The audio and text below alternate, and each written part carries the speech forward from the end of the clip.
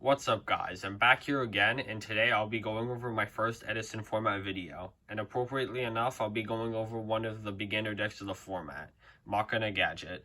I really like this deck as you can use the gadgets in the early game that clear something like Raikou and plus off of them, and deal chip damage because you use Smashing Grounds and some of your trap cards to clear bigger guys, and then drop the Machina cards in the late game to set up lethal pushes. This list also allowed me to take second place in my locals not too long ago. I think about a week before I started the channel. So starting off, I have 3 copies of red Gadget, 3 copies of yellow Gadget, and 3 copies of green Gadget. I decided to run 3 of each of the gadgets as I kind of want to see these cards, though they're not great into a lot of circumstances. But they provide extra machines for Fortress, and since you play so many cards to pair with them, like Smashing Ground, Solidarities, Creature Swaps, and a bunch of back row to beat big threats, you can use them to hit in for chip damage and build advantage that way, especially with the hand advantage as well. For the Machina cards, we run triple Gear Frame, triple Fortress, double Peacekeeper, and 1 copy of Force. And the last monster machine card is also just 1 copy of Card Trooper. Gear Frame and Fortress are really insane cards to have in this deck, as it allows you to actually deal with bigger threats and then set up a powerful boss monster at the same time. Though it is quite weak to a lot of popular back row like Bottomless and Deep Prison, you normally want to drop it later in the game when your opponent's life is a bit lower, so you can still use its powerful 2500 attack, but also not run into big back row, just like wait until you can clear it with the heavy and Space Typhoon. Double Peacekeeper, as you do want to see your Gear Frame and Fortress, but it also pairs well with the creature swaps in the deck, as you can normal this, give it to the opponent, and then use the guy you took to attack into the Peacekeeper to get another nice plus that way. So I think it's fine enough. And 1 copy of Force that you can switch it off Gear Frame, so you have a 1 card pitch for Fortress to reborn it from the graveyard. It doesn't come up that often, but often enough where it feels necessary to have at least one of it. And Card Trooper can allow you to potentially mill some copies of Machina Fortress, even though it's the only good mill in the deck. I just like it because it's another machine that has a big body to still attack over big threats and just trades well into a lot of stuff, except for like Deep Prison.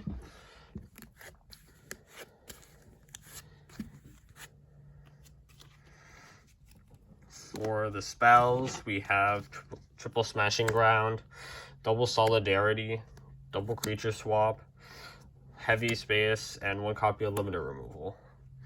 So as we see here, most of the spells are just to set up our Gadget and Machina cards to be able to beat over big guys. Either just being able to Smashing Ground them away, Solidarity to actually have big and impactful bodies, or just Creature Swap when like we gave up and we just want our opponent's guys because they're infinitely better. And then we have the heavy Space Typhoon, just staples of the format, and the 1 limiter removal, which that in combination with Gear Frame and other machine pitch, which since you played 19 monsters and they're all machine, it's not that inconsistent. The only hard part to find is the limiter removal, which allows you to go, you can summon the Gear Frame, summon the Fortress, and then limiter, which will put your Gear Frame at 36 and Fortress at 5,000, so you get to OTK them. I've done that a couple of times, even without like the Machina cards. Like, it's just an unexpected push when your opponent's at a low life total, and they even if they do have a bunch of back row, and you hit with like a red Gadget, for example, and like they're probably gonna take the damage, and then you can go damage step limiter, and they're like, why didn't I Deep Prison a Gadget? And it feels really good as they just like died and they feel bad about it. So that's pretty nice. I'll get that later. For the trap cards, we have triple Deep Prison, triple Raigeki Break, double Bottomless, Torrential, Mirror, Judgment. So I decided to run 11 traps. Just wanted to make room for like some of the spells to make the gadgets useful, and some of the like the second Peacekeeper and have the Card Trooper, just good bodies. Deep Prison, pretty good into everything. Also allows you to just clear those big guys. Raigeki Break is an interesting card, which it can function the same way, but could allow you to try to clear a couple back row to make your fortress more alive. And like, I just like its flexibility and being able to use it when you wouldn't be able to like de-prison or bottomless. And you can use the pluses off the gadgets to pitch for Raigeki Break, even though it's not that great to do as I originally thought, as like you want the machines in hand constantly, even two sometimes, like just as a double pitch for Fortress. Bottomless, again, wanting to clear those big guys, and just the other staples.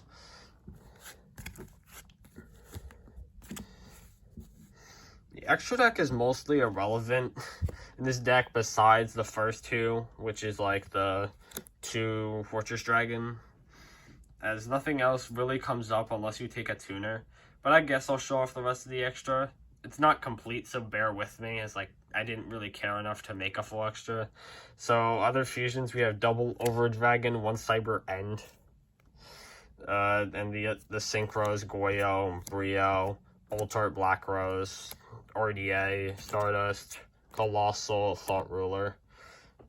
Just like good stuff cards. I used to play a Gale in the side deck, but it hasn't really come up. Actually, I just haven't really drawn the card to be able to use this extra deck, but I cut it just because I wanted to put in something far cooler, and just what I also think is just like generally the better card. Side deck, double Crow, double Sidra, 1 Gores, 1 Grand Mole. So these are all the monsters I decided to play on side. Sidra just for other decks that summon like, usually like Black Wings or Hero Beat, just beat over those bigger guys, even though it conflicts with your other machines. If it really comes to that way, you can make the fortress before your opponent can, at least. Crow, good at stopping Miracle Fusion. Don't want them establishing that Ab-Zero is insane. Even if you try to go like Fortress Crash with gear frame attached to it, you still like get yeeted by the Ab-Zero floating effect. 1 Gores, it's mostly an unexpected option. You could take out the Solid Is for this if you want to, or not, if you just think that you drop this card and you win the game. Maybe it may seem a little counterintuitive with like all the background stuff, but you could just like pass and still unexpect it, as like they didn't see it and they saw Solidarity. And 1 Grand Mole is here just to work with the ultimate offerings I have inside for some reason, as like you can do the Grand Mole loop, which is pretty good as well. And like it also deals with Ab-Zero again, and like other synchro decks is like, it's just really good, and being able to plus it to your hand, and with offering it's like game winning.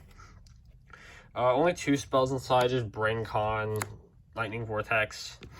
Braycon is just here for OTK pushes. It could be in the main deck, but I don't know exactly what you cut it for, unless like I were to change the list a lot more to make it like more OTK centered, which would include adding more Solidarity and probably moving Ultimate Offering the main deck.